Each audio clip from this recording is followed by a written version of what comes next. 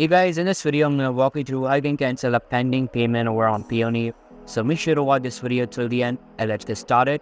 So here you can see there's a reply from Payoneer customer support that if you want to cancel a pending payment, so how you can do that.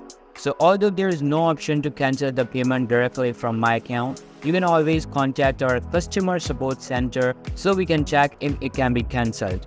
Please make sure to include all of the relevant information like transaction ID and reason for cancellation in your request. Usually when the payment status is pending, we might be still able to cancel it. However, it largely depends on the way the payment was sent.